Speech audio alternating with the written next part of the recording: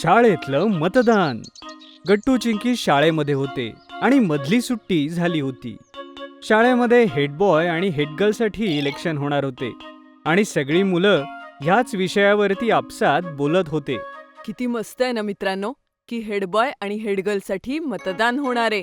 विचार करा, इलेक्शन शिवाय कोणालाही हेडबॉय हेडगर्ल बनवलं असतं तर किती वाईट गोष्ट झाली असती. नाही नाही गट्टू, असं तर होऊच नाही शकत. विसरलास, आपल्याला सोशल स्टडीजच्या बाईंनी सांगितलं होतं की आपल्या देशात लोकशाही आहे आणि लोकशाहीमध्ये मतदान खूप गरजेचं असतं.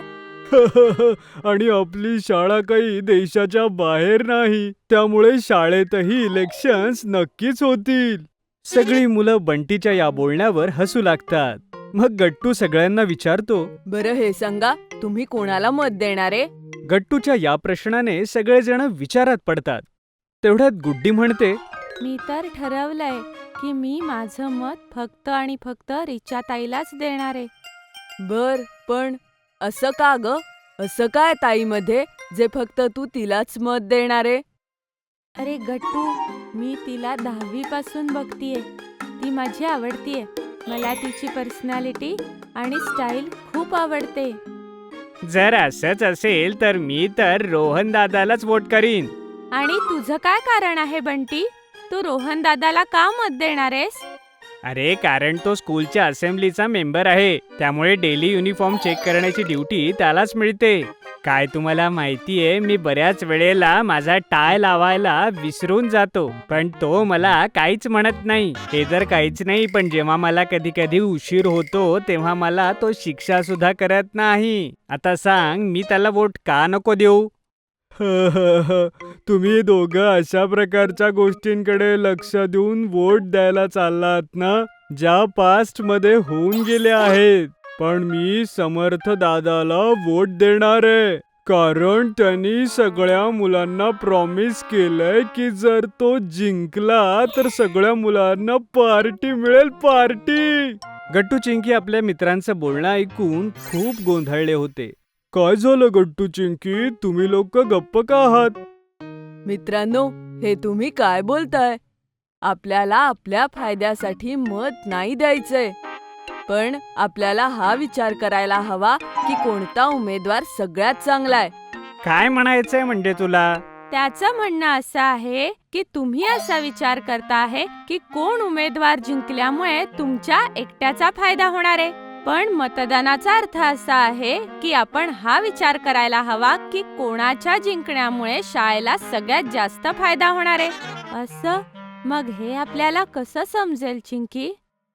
विसरलात, आपल्याला सोशल स्टडीजच्या बाईंनी मतदान शिकवताना काय सांगितलं होतं? की ज्या उमेदवारामध्ये प्रामाणिकपणा, शिस्त, विश्वासार्हता आणि खरं बोलणं हे गुण असतील त्यालाच आपण मत द्यायला हवं. हो, आणि हेच सगळे गुण आपल्या शाळेच्या हेडबॉय आणि हेडगर्ल मध्ये असायला हवे. समजलं?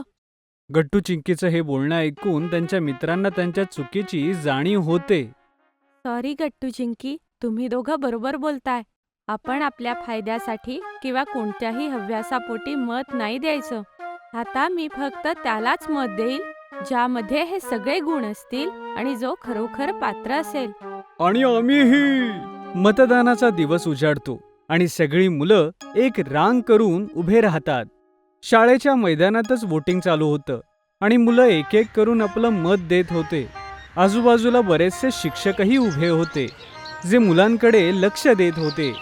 ओहो, ही रांग तर खूप मोठी आहे. माहित नाही आपला नंबर कधी लागेल. मला तर आता खूप राग येतोय. ही लाईन संपतच नाहीये. जर मला माहिती असतं की मला एवढ्या वेळ या रांगेमध्ये उभं राहावं लागणार आहे तर मी वोट करायला कधीच आलो नसतो. शेजारीच उभ्या असलेल्या सोशल स्टडीजच्या मॅडम गट्टू आणि हरीचं बोलणं ऐकत होत्या. त्या हरीच्या जवळ येतात आणि त्याला म्हणतात, बाळा हरी, मी तुझं बोलणं ऐकलंय. असं वाटतंय की तू खूप थकलास, हो ना? हो मॅडम, मला इथे आता रांगेत थांबायला अजिबात आवडत नाहीये. मला नाही करायचंय वोट. मी वर्गात जाऊन बसू का? हो बाळा, का नाही? तू वर्गात जाऊ शकतोस. पण त्याआधी तुला माझ्या एका प्रश्नाचं उत्तर द्यावं लागेल. मॅडमचं बोलणं ऐकून हरी जरा कन्फ्यूज होतो. हो मॅडम, विचारा ना. हरी, जेव्हा उद्या मतदानाचे रिझल्ट्स लागतील आणि सगळी मुलं हे ऐकून खुश होतील की त्यांनी ज्या कॅन्डिडेटला मत दिलं तेच जिंकले, तेव्हा तुला कसं वाटेल? तू तर मतदानच केलं नाहीये, हो ना? मॅडम, मला तर खूप वाईट वाटेल. एक्झॅक्टली. हरी, हे मतदान कोणा दुसऱ्यासाठी नाहीये, तर सगळ्या मुलांसाठी आहे. जर तू ह्यात भागच घेतला नाहीस तर उद्या शाळेचा हेड बॉय हेड गर्ल कोणीही बनव, त्याचा तुला काहीच फरक पडणार नाही. मतदान अशासाठी होतं की तुम्ही तुमची इच्छा ही सांगू शकता. समजलं? येस मॅम, मला माझी चूक समजली. आता मी इथेच थांबेन आणि माझी वेळ येण्याची वाट पाहीन. मी माझं वोट नक्की देईन. Good boy. आणि मग मॅडम निघून जातात आणि मग सगळी मुलं आपलं आपलं वोट देतात. दुसऱ्याच दिवशी इलेक्शनचे रिझल्ट येतात आणि सगळ्यात जास्त वोट्स मानसी दीदी आणि राघव दादाला मिळतात. सगळी मुलं इलेक्शनच्या रिझल्ट्समुळे खूप खुश होते. पाहिलंत मित्रांनो, शेवटी तेच लोक जिंकले ज्यांच्यामध्ये प्रामाणिकपणा, शिस्त, विश्वासार्हता आणि खरं बोलणे हे गुण आहेत. हो गट्टू, मलाही खूप आनंद आहे की मी योग्य उमेदवाराला मत दिलं. तर अशा प्रकारे सगळ्या मुलांनी इलेक्शनच्या माध्यमातून इलेक्शन आणि वोटिंगचं महत्त्व जाणलं. जर तुम्हाला आमचे व्हिडिओ आवडत असतील तर लाईक करा, कमेंट करा आणि सबस्क्राईब करा.